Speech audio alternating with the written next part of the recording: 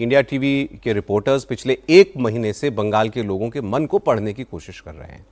आज वोट डालकर निकले मतदाताओं से भी उन्होंने बात की है, इसलिए ग्राउंड पर एक्चुअल क्या है माहौल वो जानने के लिए हम चलते हैं। हमारे दो सहयोगी जुड़े हैं हमारे साथ, पवन नारा और ओंकार सरकार।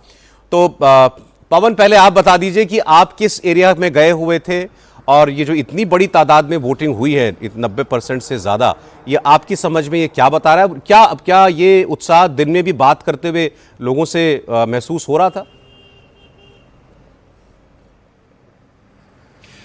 सौरभ जी, आपको मैं बता दूं, मैं पूर्वी और पश्चिमी मिदनापुर, ईस्ट और वेस्ट मिदनापुर और झारग्राम, इन इलाकों में घूमा जो लगभग 39 सीटें होती हैं। जो मेरे लिए सबसे बड़ा सरप्राइजिंग फैक्टर था, जो बंगाल के वोटर चुप्पी के लिए जाने जाते हैं, आज जब वो वोट लाइन में खड़े थे तो खुलकर बोल रहे थे। हम मुद्दों की बात कर रहे थे, वो पार्टी और नेता का नाम ले रहे थे। एक शब्द मैं आपको बताना चाहूंगा, अम्मा क्या चाहिए, किस मुद्दे पर वोट दे रही हैं? तो अम्मा ने जवाब दिया, अब की बारी मोदी दादा चाहिए, मोदी दादा चाहिए। और हम स्तब्ध इस बात को लेकर रह गए। 21 का चुनाव भी हमने देखा, 24 का लोकसभा चुनाव भी देखा। बंगाल में ऐसी परंपरा नहीं रही है कि कोई वोटर वोटिंग लाइन में खड़ा होकर इस तरह से खुलकर बोले।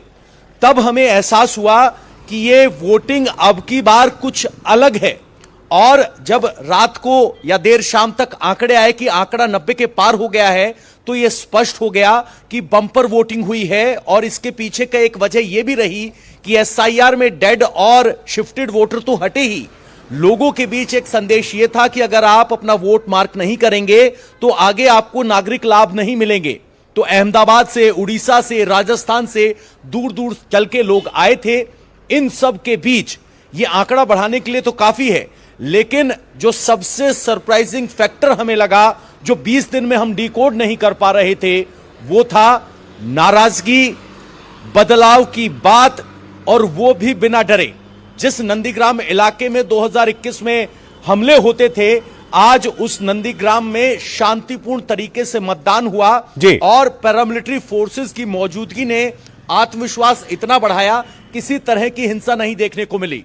तो मुझे इस बात में कोई शंका नहीं, जिन 3 सीटों में 39 सीटों में से 9 सीटें बीजेपी पिछली बार जीती थी, अब की बार बढ़े हुए परसेंटेज और बिना डर के वो आंकड़ा इन्हीं 3 जिलों में। ये दोनों बातें आपने पवन जो बताई ना, ये बहुत इंपॉर्टेंट बातें हैं और बंगाल की राजनीति में एक परिवर्तन है। लोगों का खुल के बोलना, बिना डरे बोलना और कोई वायलेंस ना होना, कोई बड़ी घटना ना होना, ये दोनों ही बातें।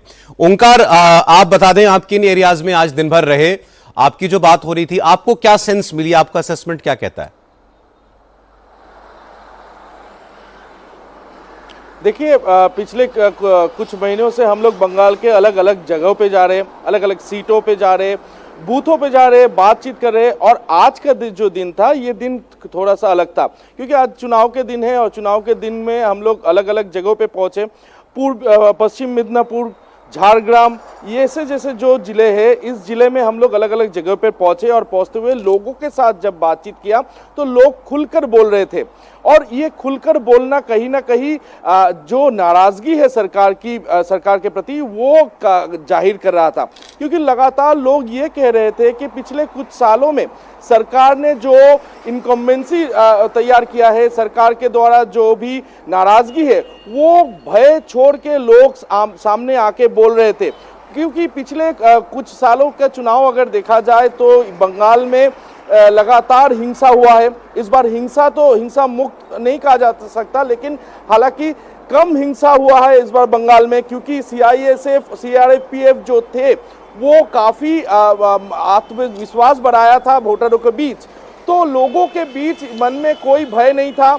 जैसे कि ये अगर संख्या देखा जाए तो 2011 साल के बाद सबसे ज्यादा वोटिंग इस बार बंगाल में हुआ है, 91% से ज्यादा वोटिंग हुआ है। और ये संख्या अगर देखा जाए स्वतंत्रता के बाद से सबसे ज्यादा वोटिंग इस बार हुआ है बंगाल में, 91% से भी ज्यादा। तो लोग खुलकर वोट किए हैं, ये बात तो एकदम जाहिर है और साफ है। तो ये एक बात कहीं ना कहीं एक दिशा दिखाता है कि ओंकार, आप सरकार की भी, incumbency आपका एक्सपीरियंस भी सामने वही है, लाता है। वही आपने महसूस किया जो पवन बता रहे हैं कि इस बार लोग जो हैं वो खुलकर ना सिर्फ बोल रहे हैं बल्कि वो बिना डर के, बिना भय के वोट भी कर रहे हैं, तभी ये बढ़ा हुआ वोटिंग परसेंटेज हमें दिखाई दे रहा है। बहुत शुक्रिया पवन आपका और ओंकार आपका।